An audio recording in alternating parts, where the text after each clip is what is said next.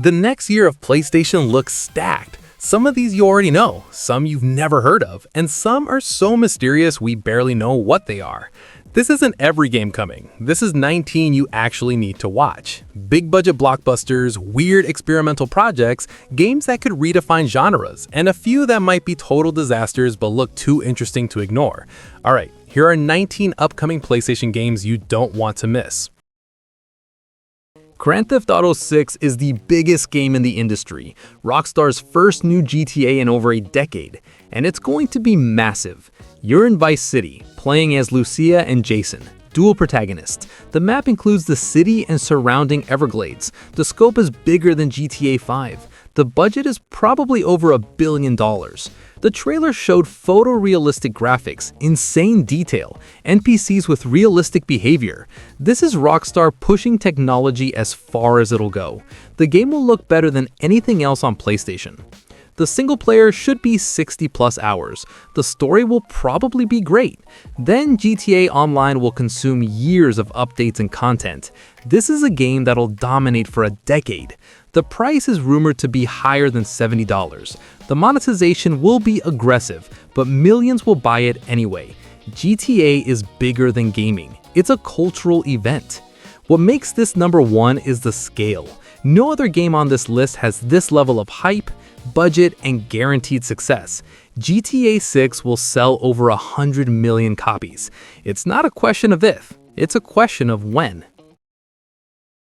Marvel's Wolverine is Insomniac making a mature Marvel game. These Spider-Man developers going full R-rated. You're Wolverine, that means violence, blood, brutality. This isn't a game for kids. Insomniac confirmed it's M-rated. The tone is darker than anything they've done. The teaser showed a bar fight, claws through bodies. The aggression is real. This should play like their Spider-Man games, but more visceral. Combat that emphasizes Wolverine's healing factor and berserker rage. Insomniac's Spider-Man games are incredible. Tight combat, great traversal, compelling stories.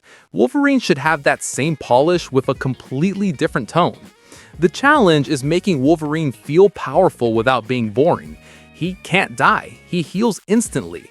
The game needs to create tension despite that. Insomniac is talented enough to pull it off. What makes this worth watching is Insomniac's track record and the R rating. A truly mature Marvel game from a studio that knows how to make great superhero games. That's worth paying attention to. Intergalactic is the new game from Naughty Dog, The Last of Us and Uncharted developers, and it's sci-fi. You're a bounty hunter in space. The aesthetic is retro-futuristic, 80s synth, neon. The protagonist is Tati Gabrielle. The game is fully mocapped with Naughty Dog's insane production values. This is Naughty Dog's first new IP since The Last of Us, their first sci-fi game ever. That's a massive swing. The studio's known for grounded character drama. Taking that into space is ambitious. The trailer showed almost no gameplay, just vibes, music, a spaceship. The internet immediately had opinions, but Naughty Dog's track record speaks for itself. What makes this worth watching is the pedigree.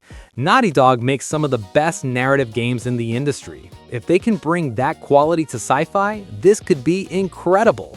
Alright, before we hit the top 2, which game on this list do you think will surprise people the most? Let me know in the comments. Let's finish this.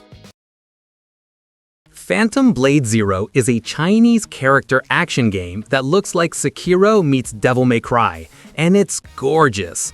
You're in a dark wuxia world fighting with a sword. The combat is fast and brutal. Perfect dodges, parries, combos that chain seamlessly, boss fights that look absolutely insane. The developer S-Game is relatively unknown. This is their breakout project. The trailers show AAA production value, motion capture, detailed environments, combat that rivals Platinum games. This is a PlayStation exclusive from a Chinese studio. That's rare. Sony is betting on them. The game has been shown at major events. The push is real. What makes this worth watching is the combat.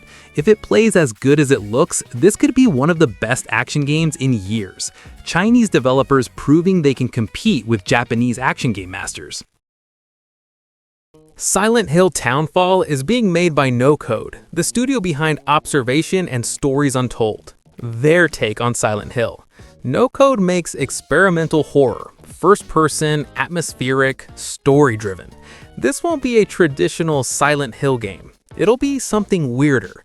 The teaser showed nothing, just fog and the Townfall title.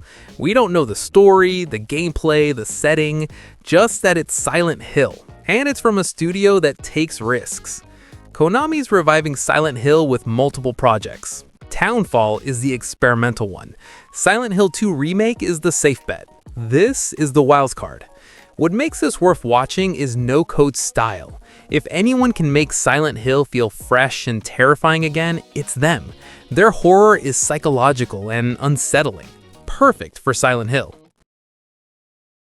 Crimson Desert is an open-world action RPG from Pearl Abyss, the Black Desert Online developers, and it looks absolutely massive. You're a mercenary in a medieval fantasy world. The combat is Monster Hunter meets Dark Souls, huge bosses, tactical squad battles, open-world exploration with dynamic events. The trailers show incredible production value, massive siege battles, detailed cities, boss fights that look like Elden Ring.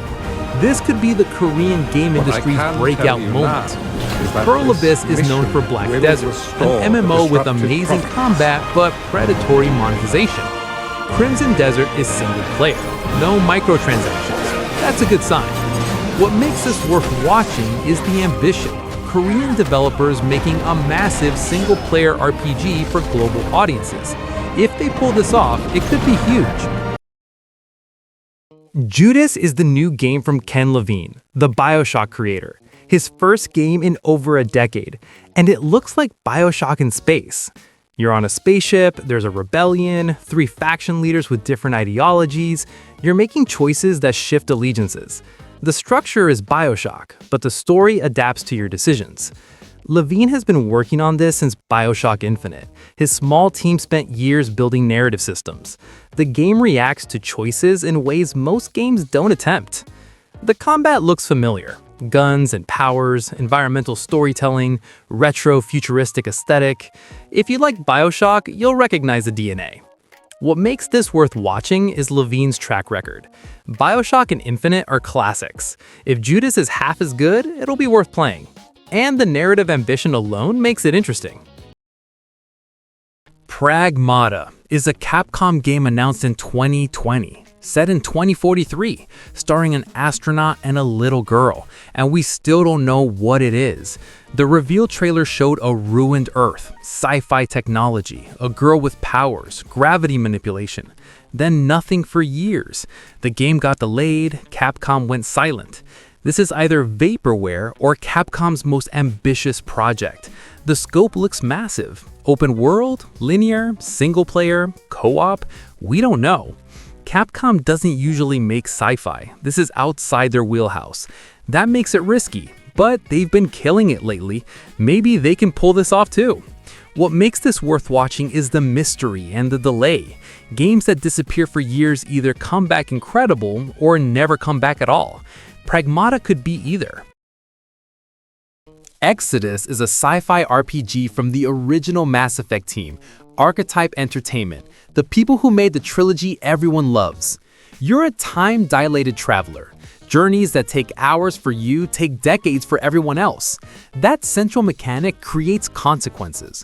Characters age, civilizations change. Your choices ripple across time. The combat looks like Mass Effect, third-person shooter with abilities, but the time dilation system is new. Decisions you make in one mission affect the next decades later. The team includes Mass Effect writers. The pedigree is there. The question is, can a new studio with no shipped games deliver on this scale? What makes this worth watching is the Mass Effect DNA. If you've been waiting for a true Mass Effect successor, this might be it. The time dilation mechanic could create stories other RPGs can't tell. OD is a Hideo Kojima game starring Anya Taylor-Joy, Hunter Schafer, and Sophia Lillis, and we have no idea what it is. The teaser showed live-action actors, horror imagery, glitching reality. Kojima called it a new form of media. That could mean anything. Interactive movie, experimental horror game, ARG.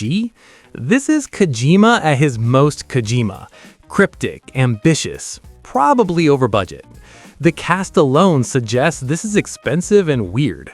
Xbox is funding it, but it's also coming to PlayStation.